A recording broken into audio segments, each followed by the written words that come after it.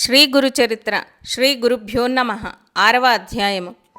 నామధారకుడు గురుదేవ శ్రీపాద శ్రీవల్లభులు అచట అన్ని సంవత్సరములు ఉన్నారంటే ఆ క్షేత్రం గొప్ప మహిమ కలిగి ఉంటుంది. నాకు పూర్తిగా దాని చరిత్ర చెప్పగలిగిన వారు తమరే.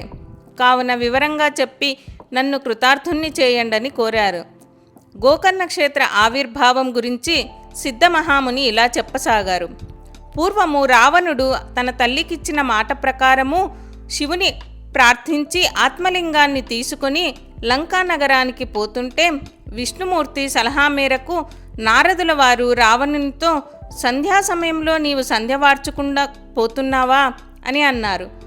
అలా అనగానే రావణుడు సంధ్యా సమయం గ్రహించి సంధ్య వార్చుకోవటం కోసం తన దగ్గరున్న ఆత్మలింగమైన శివలింగాన్ని క్రింద పెడితే తప్పు అని గ్రహించారు. ఇంతలో ఒక బ్రాహ్మణ వేషంలో గణపతి అక్కడికి వచ్చారు. అతనిని చూసి రావణుడు, నీవెవరవు, ఎవరి పిల్లవాడవు, ఎక్కడికి పోతున్నావు అని అడిగాడు. ఆ బ్రహ్మచారి, నేను ఉమాశంకర్ల పుత్రుణ్ణి, నన్ను పోనివ్వు, నిన్ను చూస్తేనే నాకు భయం వేస్తోంది అన్నాడు. అప్పుడు రావణుడు, ఓ బ్రహ్మచారి, నేను సంధ్య వార్చుకొని వచ్చేసరికి ఈ శివలింగాన్ని పట్టుకో, నాకీ సహాయం చేస్తే నీకు సువర్ణమయమైన నా లంకా పట్టణం చూపిస్తాను, నీకిష్టమైతే అక్కడే హాయిగా ఉండొచ్చు అని అన్నారు. అప్పుడు ఆ బాలబ్రాహ్మణుడు, అమ్మో, ఇంత బరువైన శివలింగాన్ని నేనంతసేపు మోయగలనా అన్నాడు. రావణుడు ఆ బ్రాహ్మణ్ణి ప్రాధేయపడి శివుడిచ్చిన ఆత్మలింగాన్ని అతని చేతిలో పెట్టి సంధ్యోపాసనకై సమీపంలోని సముద్రం వడ్డకు బయలుదేరారు. ఆ బాలుడు, రావణ, దీనినిక నేను మోయలేనప్పుడు ఎలుగెత్తి 3 సార్లు పిలుస్తాను, అప్పుడు నీవు రాకపోతే దీనిని ఇక్కడే స్థాపిస్తాను అన్నారు. దానికి అంగీకరించిన రావణుడు సముద్ర తీరానికి వెళ్ళాడు. నారద మహర్షి ప్రేరణతో గణేశ్వరుడు రావణ రావణ రావణ అని 3 సార్లు పిలిచి లింగాన్ని క్రింద పెట్టి విష్ణువును స్మరించి ప్రతిష్టాపన చేసేశాడు.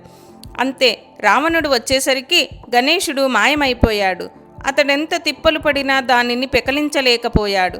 ఆ లింగమును పెకలించాలని రావణుడు ప్రయత్నించినందుకు ఫలితంగా అది ఆవు చెవి వలె పొడుగుగా అయ్యింది. అందుకే దానిని గోకర్ణం అని పేరు స్థిరపడింది. రావణుడు నిరాశతో తిరిగి వెళ్ళిపోయాడు. ఆ క్షేత్రం భూకైలాసం అనే పేరుగాంచింది. ఎంత బలాన్ని ఉపయోగించినా కదలించలేకపోయినందున ఆ లింగమునకు మహాబలేశ్వరుడనే పేరు వచ్చింది. అచట దేవతలు, రాక్షసులు, మానవులు, చివరకు పశుపక్షాదులు కూడా ఆ శివుని ఆరాధించి ముక్తి పొందినవని సిద్ధమహాముని నామధారకునకు వివరించారు.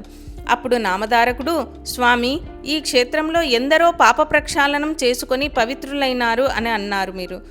అటువంటి వారి కథను నాకు దయతో వివరించండి. నా పాపాలు కూడా ఆ కథా శ్రవణం చేత కొంత పరిహారమై నాలో గురుభక్తి స్థిరపడుతుందని ప్రార్థించారు. జై శ్రీ గురుదత్త.